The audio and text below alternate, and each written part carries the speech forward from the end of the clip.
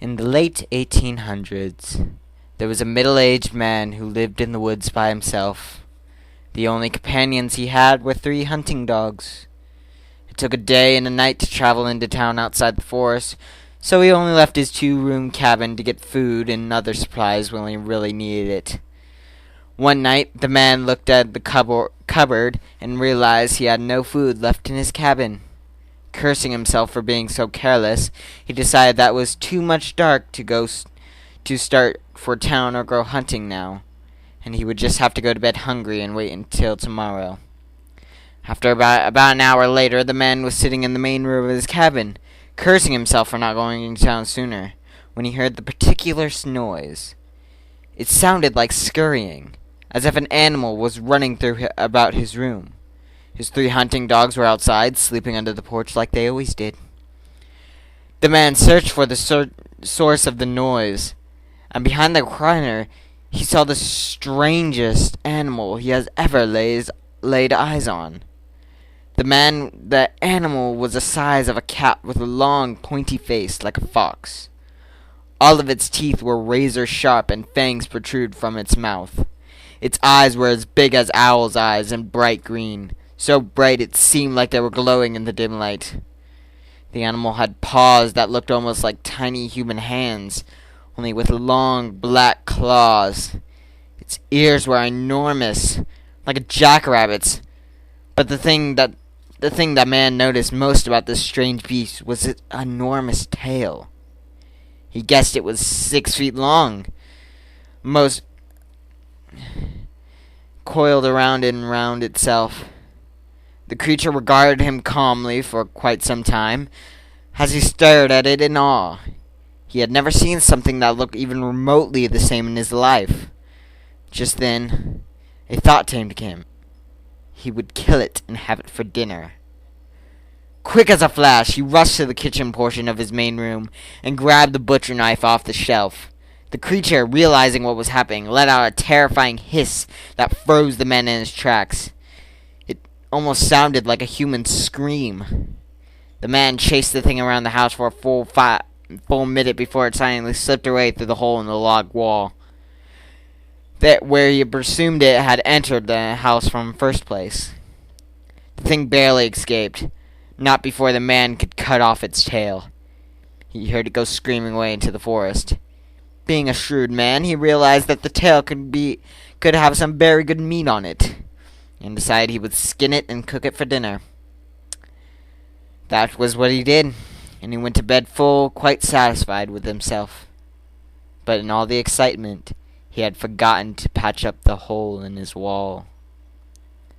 That night the man awoke to a scurrying sound in his main room. Now, his bedroom was separate from the main room in his cabin. He'd built the addition on himself so he'd have more private living space. He could hear scurrying around the main room, even through the thick bedroom door. As he listened, he realized just a hint of cold fear that he had forgotten to patch up the hole in the wall. Just then, an eerie singing voice rang through the still air of the cabin. "TailyPo, TailyPo, who's got my TailyPo?" The man was so frightened that he jumped out of bed, grabbed his shotgun, and threw open the door of his room, hoping to catch whatever was messing around with him red-handed. All he saw was a black shadow scurrying fast as lightning through the hole in the wall. Shouting out, he sent his dogs after whatever it was, hearing them go barking off into the night. The man sat up for an hour. Only 2 of his dogs came back. Thoroughly scared now, the man blocked the hole as best he can with a stack of logs from the fire and let the dogs into the house to sleep in the main cabin. Then, trying to ease his racing mind, he went back to his room and tried to sleep. Not 10 minutes later, the sound of the stacks of log crashing down and his dogs whining, cowering like scared puppies reached his ears. There was a scurrying sound. Then the eerie sing-song voice said, sounding much closer now that had been the last time, "TailyPo, TailyPo, who's got my TailyPo?" The man once again jumped out of bed with his shotgun, but just missed the black shadow running through the reopened wall and the hole in the wall. Furious and frightened, the man sent out his 2 dogs out after the creature. About an hour later, 1 dog returned. The man moved his heavy chair in front of the hole in the wall, the dog into his room to sleep by his bed, and he tried to calm himself. Not 5 minutes later, the sound of the heavy chair scraping across the dirt floor of the cabin reached his ears. The voice, now standing very close to his bedroom door, sang out, "TailyPo, TailyPo, who's got my TailyPo?" Terrified, the man flung his bedroom door open and sent his dog after the creature. It never returned.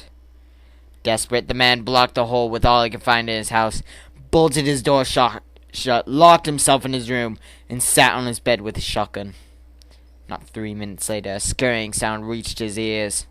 The voice, now just outside the bedroom door, sang out, "TailyPo, TailyPo, who's got my TailyPo?"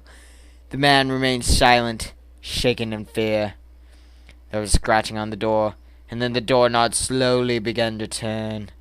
"TailyPo, TailyPo, who's got my TailyPo?" The man aimed his shotgun at the door. It was loaded. It was useless against the terror. He threw it to ground. All too late.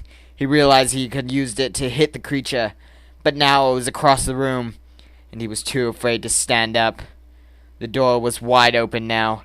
A black shadow scurried across the floor. "TailyPo, TailyPo, who's got my TailyPo?" The creature climbed at the foot of the bed, staring at him with green eyes. It was smiling, showing rows of razor-sharp teeth. "TailyPo, TailyPo," it said, "you've got my TailyPo." It climbed across his legs, up to his stomach. Terrified, the man managed to scream out, "I haven't got it! I haven't got your TailyPo!" The creature spread its human-like hand, and placed its claws against the man's stomach. Grinning, it whispered, "Yes, you do." A month later, a woman from town noticed that the man hadn't come there for a very long time, so she decided to check on him and make sure everything was okay. As she was riding out in the forest, she found a most ghastly sight: a dead dog on the side of the path. She rode on, but soon she found another dead dog. Very soon a third.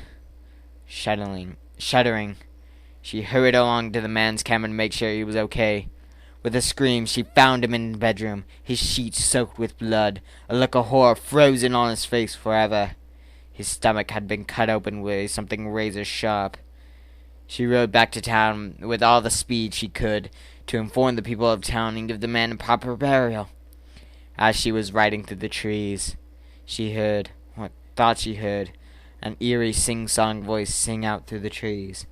"TailyPo, TailyPo, now I've got my TailyPo."